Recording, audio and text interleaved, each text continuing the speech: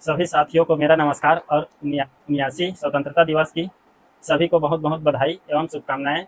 मैं आज मुख्यमंत्री के भाषण, जो हम युवाओं को एक विश्वास था कि आज हमारे लिए छत्तीसगढ़ के बेरोजगार युवाओं के लिए कुछ घोषणा करेंगे करके उम्मीद था, लेकिन हमें आज भी निराशा हाथ लगा है। तो आप छत्तीसगढ़ के समस्त बेरोजगार युवा समझ सकते हो कि छत्तीसगढ़ के जो वर्तमान बीजेपी सरकार है, इन्होंने विधानसभा चुनाव से पहले क्या वादा करके आए थे। 1 लाख सरकारी पदों पर 2 साल के अंदर भर्ती करने का वादा करके युवाओं को अपने ओर लाया था और सभी युवाओं ने बीजेपी को वोट दिए थे। और 57,000 शिक्षक भर्ती का वादा बीजेपी सरकार ने किया था, जिसे 1 साल के अंदर भरने का वादा किया गया था। उसके बाद भी आज तक अभी तक किसी भी प्रकार का भर्ती देखने को नहीं मिला है। जो भी छत्तीसगढ़ वर्तमान बीजेपी सरकार को लगभग 2 साल होने वाला है, उसके बाद भी छत्तीसगढ़ में आप देख लीजिए 100 पद पर भी पूरा भर्ती कंप्लीट नहीं हुआ है। बोलते हैं कि हमने 10,000 सरकारी नौकरी युवाओं को दिया है। मैं विष्णुदेव जी से पूछना चाहता हूं कि आप कौन कौन से विभाग में 10,000 भर्ती कर चुके हैं। उसका पूरा डिटेल में आप अपने भाषण में बोलते हो कि 10,000 भर्ती हमने किया है, किस विभाग में कितना भर्ती किया है इसको भी बताइए। मेरे जानकारी के तहत अभी तक किसी भी विभाग में आप 100 पद से भी ज्यादा किसी को नियुक्ति पत्र नहीं दिए हैं। घोषणा करने से कुछ नहीं होता। घोषणा तो आपने 33,000 शिक्षक भर्ती का भी विधानसभा में घोषणा किए थे हमारे पूर्व शिक्षा मंत्री विजयमोहन अग्रवाल जी ने, लेकिन क्या हुआ? घोषणा से कुछ नहीं होता है। आप उस चीज को पूरा करके बताइए। हमारे वित्त मंत्री जी पूर्व आईएएस, जिनको छत्तीसगढ़ के युवाओं ने विश्वास करके कि एक पढ़ा लिखा आईएएस पढ़ा लिखा युवा मतलब राजनीति में आएगा तो युवाओं के बारे में सोचेंगे, लेकिन मेरे को आज कहना पड़ रहा है कि इससे अच्छा तो अनपढ़ नेता लोग होते हैं जो वोट बैंक के राजनीति के लिए कम से कम युवाओं के बारे में सोचते हैं। ये तो पढ़ा लिखा 1 नंबर का गधा गंवार और आईएएस है, पूर्व आईएएस है। इन्होंने क्या भ्रष्टाचार करके मतलब राजनीति में घुसा है, किस चीज को ये वाइट करने के लिए राजनीति में कूदा है, इसको तो मैं नहीं जानता। लेकिन ये बोलता है कि शेयर मार्केट में 2 करोड़ को मैंने 2 साल में 24 करोड़ बनाया। क्या ये सभी युवाओं, बेरोजगार युवाओं को ये जुआ खिलाने के लिए सिखा रहे हैं क्या, ऐसी भाषण देकर?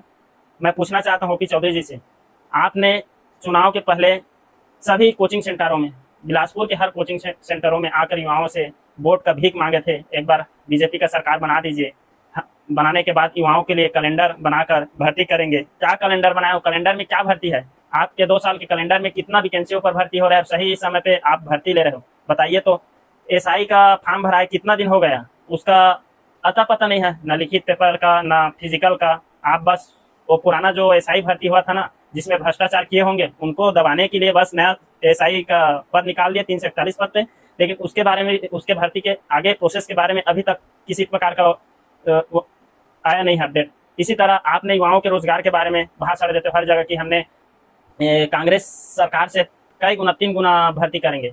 मैं आपसे पूछना चाहता हूँ, कांग्रेस सरकार ने तो रेगुलर 27,000 शिक्षक भर्ती किए अपने 3 साल में। 2 साल कोरोना काल हटा दीजिए, ऊपर से 15,000 स्वामी आत्मानंद में सुविधा दिए है। मोटा मोटा आप देखेंगे तो शिक्षा ही विभाग में 45,000 भर्ती कांग्रेस ने दिया है। आप में उतना औकात है कि आप कांग्रेस के 3 गुना बोलते हो हर जगह, तो आप 3 गुना 45,000 का 3 गुना भर्ती दे पाएंगे क्या?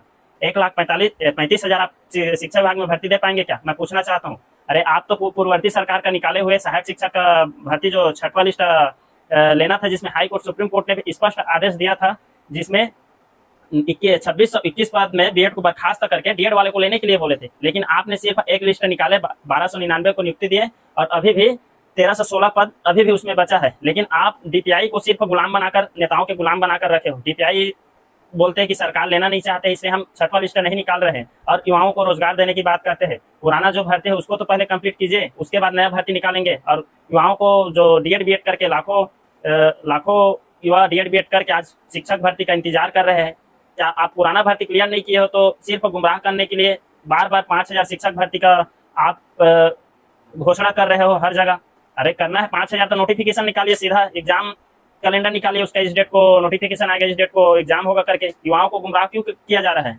अगर आप में इतना ही है तो जो 33,000 शिक्षक भर्ती का घोषणा किया उसको पूरा कीजिए, नोटिफिकेशन निकालिए उनका। और 6वां लिस्ट अभी तक नहीं आया है, जिसमें 2300 युवाओं का आप भविष्य खराब कर रहे हो। उन 2300 युवाओं के घर परिवार जो एकदम मध्यम और निम्न वर्ग से आते हैं, बहुत मुश्किल से डीएड बीएड करके छोटी सी नौकरी पाने की उम्मीद से घर से बाहर निकलकर बाहर बिलासपुर में आकर अपने 4 साल 5 साल पढ़ाई करते हैं, कंपटीशन एग्जाम का तैयारी करते हैं, उसके बाद भी एग्जाम दिलाने के बाद, एग्जाम फाइट करने के बाद भी, मेरिट में आने के बाद पद रिक्त रहते हुए भी आप उनको नियुक्ति नहीं दे रहे। ये कितना बड़ा छत्तीसगढ़ के बेरोजगार युवाओं के लिए दुर्भाग्य है। ये आज 6वीं लिस्ट की बात नहीं है। अभी भी जितने भी भर्ती आएगा, कोई भी भर्ती 1 लिस्ट 2 लिस्ट निकाल रहा है, बाकी को बैकलॉग में डाल रहा है। एक 1100 कुछ पद पे प्रयोगशाला का कुछ पद आया था, जिसमें 1 लिस्ट 350 बस पद भरे, उसके बाद बाकी पद को भी आपने बैकलॉग में डाल दिए। तो ये कहाँ से आप सुशासन सरकार चला? आप स्पष्ट लग रहा है कि आप कुशासन त्योहार मतलब चला रहे हो। आज शासकीय स्कूलों को आपने पूरा छत्तीसगढ़ के बर्बाद कर दिए। कहाँ जाएंगे गरीब मध्यम वर्ग के बच्चे लोग पढ़ने? वहाँ जो गांव में सिर्फ गरीब मध्यम वर्ग के बच्चे ही सरकारी स्कूल में पढ़ते हैं। आप जैसे नेताओं अधिकारियों के बच्चे विदेश में पढ़ते हैं, लेकिन उस स्कूल में गरीब मध्यम वर्ग के बच्चे पढ़ते हैं।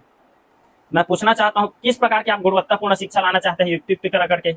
आप एक क्लास मतलब एक प्राइमरी स्कूल में 5 क्लास के लिए 1 शिक्षक दे रहे हैं, एक प्रधानाचार्य। आप बताइए 1 शिक्षक 5 क्लास को कैसे पढ़ाएंगे? आप पढ़ा पाएंगे कि? आप पहले एक दिन पढ़ा कर देखिए 5 क्लास को, 18 कालखंड है, कैसे पढ़ाएंगे? गुणवत्तापूर्ण शिक्षक कहाँ से आएंगे? आप सीधा बोल रहे हो कि टीचर लोग को जैसे एक कोठा में गाय भैंस को एक साथ बांधते हैं ना, वैसे ही 5 क्लास को एक क्लास में बैठा और चुपचाप जैसा पढ़ाते हैं वैसे पढ़ाने के लिए बोल रहे, उससे गुणवत्तापूर्ण शिक्षा नहीं आएगा।